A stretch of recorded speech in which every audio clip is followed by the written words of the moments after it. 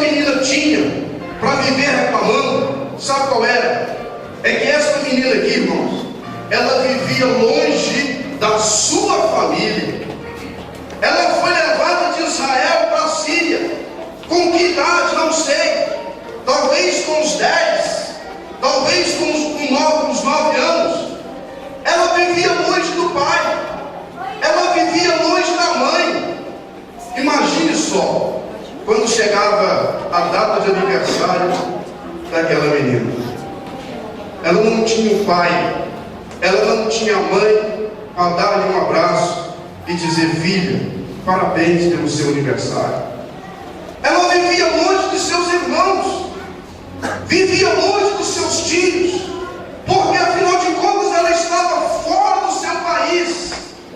Irmãos, quando aquela garota deitava na cama, que ela colocava a cabeça no travesseiro, você acha que ela não tinha vontade de ter ao seu lado a mãe para lhe dar conselhos? Você acha que ela não tinha desejo de sentir o abraço da mãe, de sentir o abraço do pai? É lógico que tinha, porque era ainda adolescente. E qual é a adolescente que não gosta de um abraço? Qual é a adolescente que não gosta de um abraço da mãe, do pai, dos irmãos? Ela vivia longe da sua casa, vivia longe da sua família. Então ela tinha tudo para viver reclamando: meu Deus, por que que eu nasci? Ela tinha tudo para reclamar, mas porém não vivia reclamando. Trazendo isso para os nossos dias, irmãos, tem pessoas que têm tudo nas mãos e ainda vivem reclamando.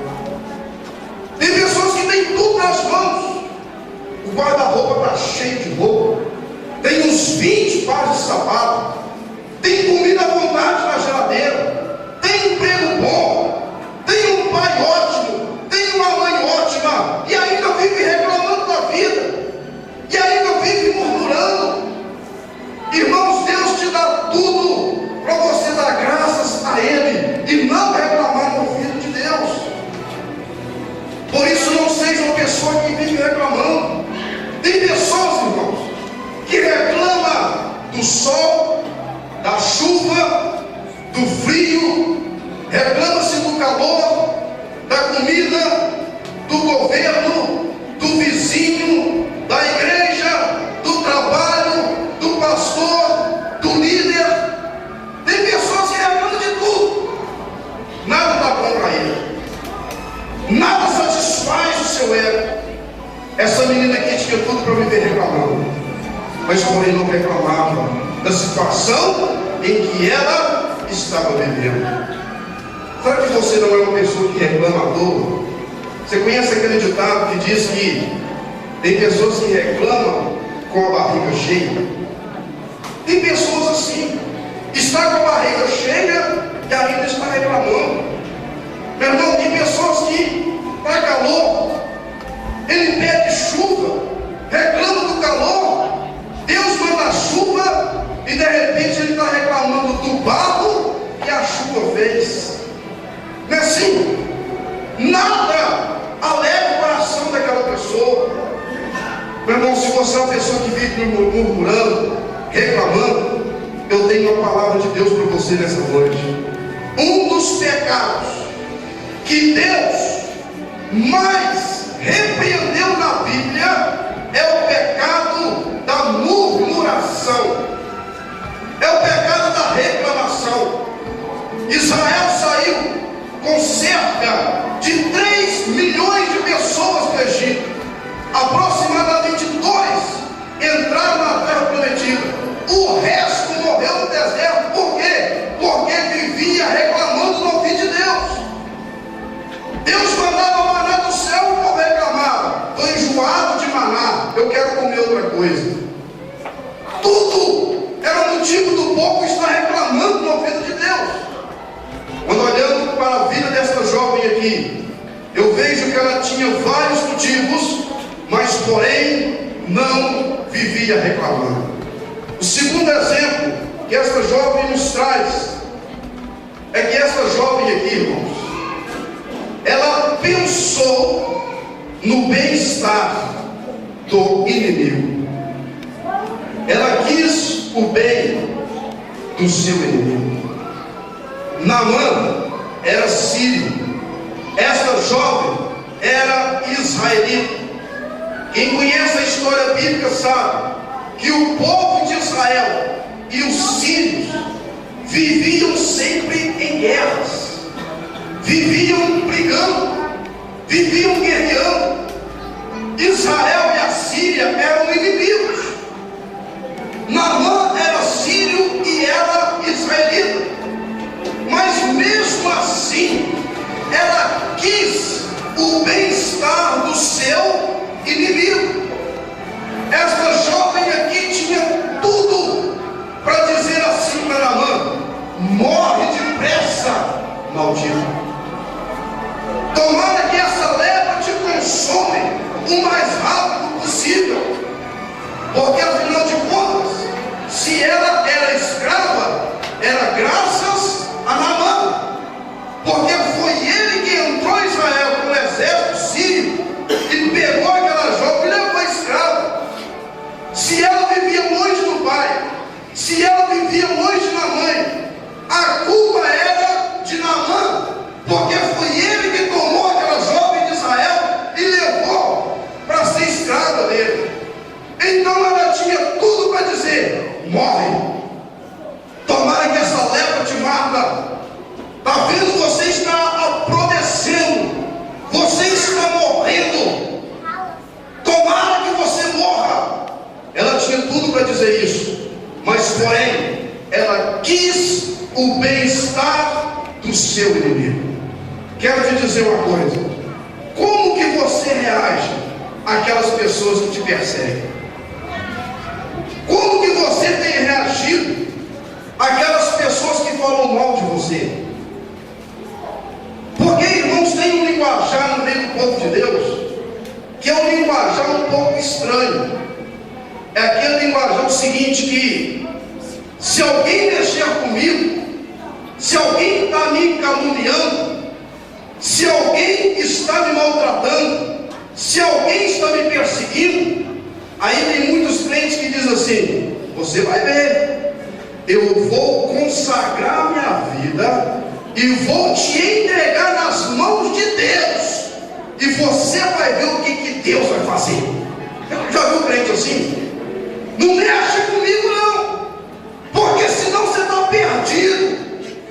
Deus vai te castigar, Deus vai quebrar sua perna, Deus vai fazer você quebrar. Tem pessoas assim, irmãos, crente desse jeito: não mexe comigo não, que eu te entrego nas mãos de Deus.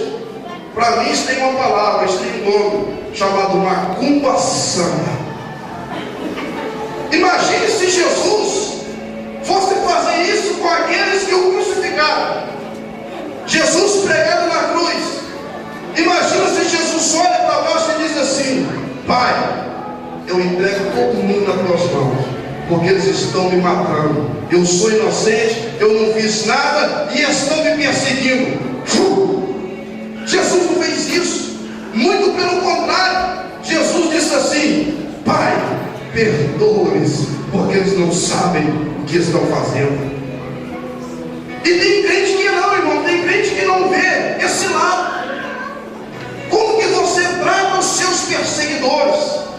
Como que você trata os seus inimigos? Essa menina aqui, irmãos, ela pensou no bem-estar de Naamã. Ele era o perseguidor dela, ele era o inimigo dela. Quando estava leproso, ela quis ajudar aquele que havia prejudicado quase que a vida toda. Devemos ser assim também. No Evangelho de Mateus, capítulo 5, versículo 43 ao versículo 44, a Bíblia diz assim: amai os vossos inimigos e orai por aqueles que vos perseguem. Jesus nos disse isso. E tem dois exemplos na Bíblia, irmãos, lindos, dois exemplos tremendos na Bíblia. O primeiro exemplo é o exemplo de Davi. Quando Davi estava sendo perseguido, quando Davi estava sendo perseguido ungido por Saul. Saul queria matar Davi, queria a cabeça de Davi, queria tirar Davi de todo jeito do seu caminho. Saul era perseguidor de Davi. Chegou um dia, irmãos, que Davi teve a oportunidade de matar Saul. Ele teve um momento certo para matar, para acabar com Saul. Mas porém, ele quis o bem de Saul e não tocou no ungido de Deus. Você vê na Bíblia José do Egito. José, irmãos, tinha tudo para ter ódio dos seus irmãos. Sim ou não? Porque afinal de contas, se José sofreu na masmorra, se José foi preso, se José sofreu o que sofreu, graças aos seus irmãos. Lá no final da história de José, José sentado no trono do Egito, José tinha tudo quando os irmãos veio humilhar diante dele, sem ainda o conhecer.